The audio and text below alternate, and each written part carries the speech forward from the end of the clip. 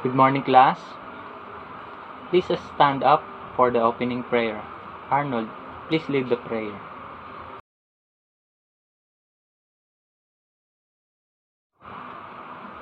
Okay, class. Take your seats. I will check the attendance. Please raise your hand if you are called. So before we start our lesson for today, please bring your own assignment, the periodic table. I prepared my own game. I called it Elements of Words. I'll distribute the questionnaire to all of you, but then let me introduce my mechanics. Each element has their own chemical symbol, right? By the elements indicated to the questionnaire, you will write there the corresponding symbol so you may guess the sentence correctly. The students who will guess the answer will have additional 50 points to assignments. So, are you ready, class?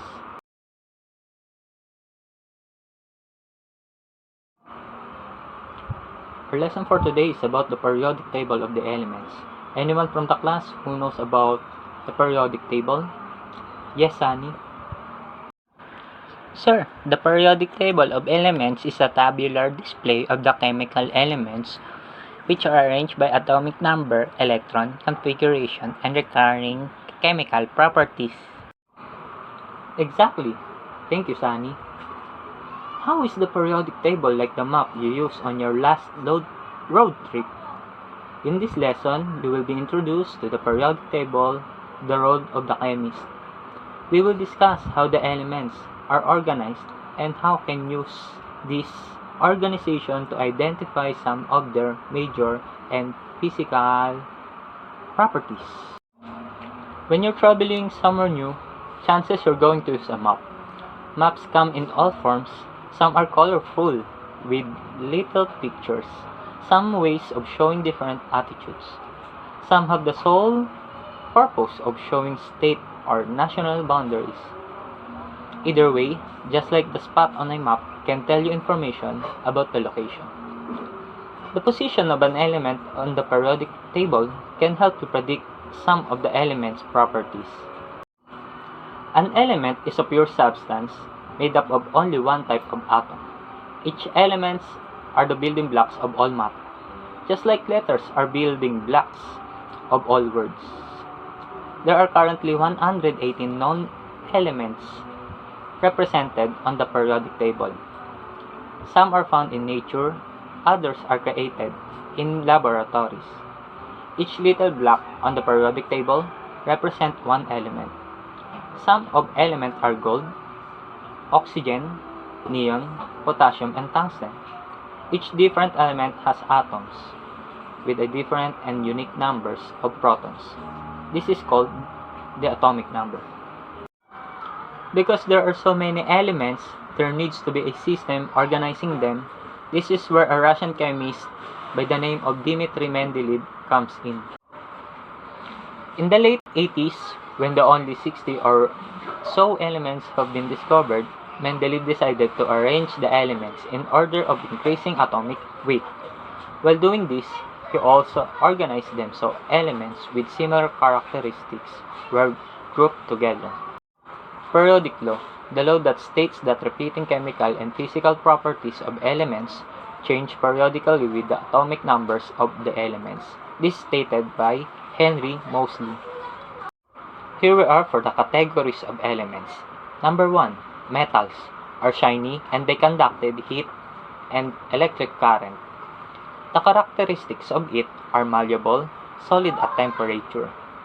The example of metals are copper, lead, and tin. Number 2. Non-metals. They do not conduct heat or electric current and are dull in appearance. They are gases at room temperature and opposite of metal. Class, can you give me an example of non-metal elements? Yes, Christine.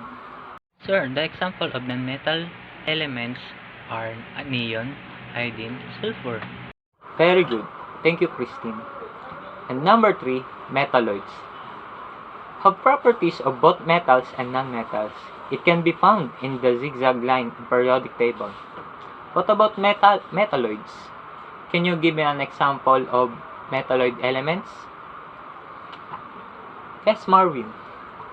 Sir, the example of metalloid elements are boron, silicon, and antimony. As Mendeleev was arranging the elements in order of increasing atomic weight, he noticed that patterns repeated periodically. Each time a pattern started over, he started new row. A period on the periodic table is really just a horizontal row.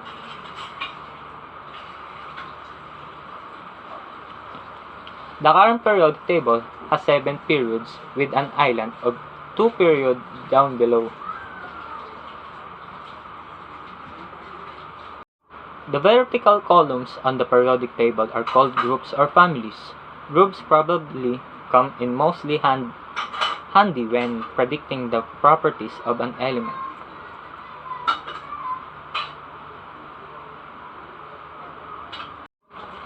Just like people in a family all may share similar traits, elements in the same group on the periodic table also will have similar properties. The groups are numbered from 1 to 18, from left to right, and some of the groups have special names. For example, excluding hydrogen, all of the elements in group 1 on the very left-hand sided on the periodic table are called alkali metals. Alkali metals are soft and silvery and react violently with water to form an alkaline or basis solution. So these are the alkaline metals. Group 2, alkaline earth metals, are metals very active and not found free in nature. These are the group 2 alkaline earth metals. Transition metals are ductile and malleable and conduct electricity and heat, like iron, cobalt, and nickel are the elements known to produce a magnetic field. These are the elements of group 3 transition metals. Inner transition metals. These elements are also called the rare earth elements. Many elements of these are man-made. These are the inner earth metals: lanthanides, actinides. Halogens. It exists in all 3 states of matter. It is a salt former and compounding containing halogens called salts. They have 7 electrons in their outer shell because they are so close to being happy. They have the trait of combining with many different elements. These are the elements halogen.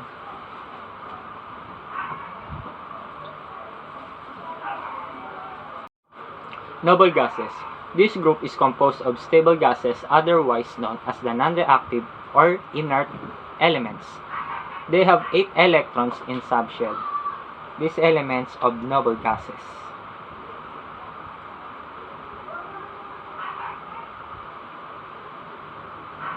Okay.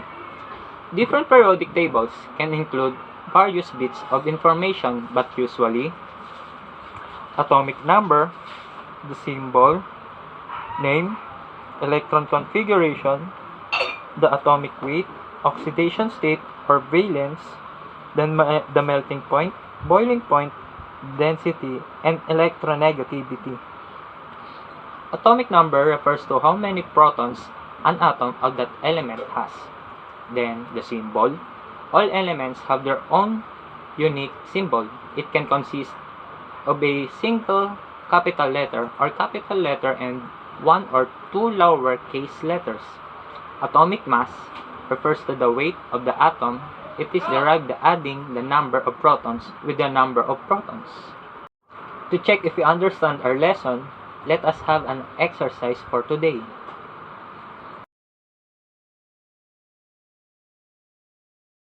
A few moments later.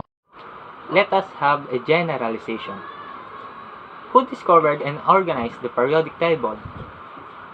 Yes, Mike? Sir, Dimitri Mendeleev po. Correct. What is the periodic law? Yes, John Greg? Sir, the periodic law that states that repeating chemical and physical properties of elements change periodically with the atomic numbers of the elements. Very good. And who stated the periodic law? Yes, Janice? Sir Henry Mosley. Very good. And now, what is the importance of periodic table in our life? Yes, Arnold? Sir, the periodic table is important in our life because it provides a great deal of information about elements and as they relate to one another in one easy-to-use reference. The table can be used to predict the properties of elements, even those that have not been discovered. Very good. Okay, class, I'll give you an assignment. Research and study about the SPDF on the periodic table. Okay, class, dismiss.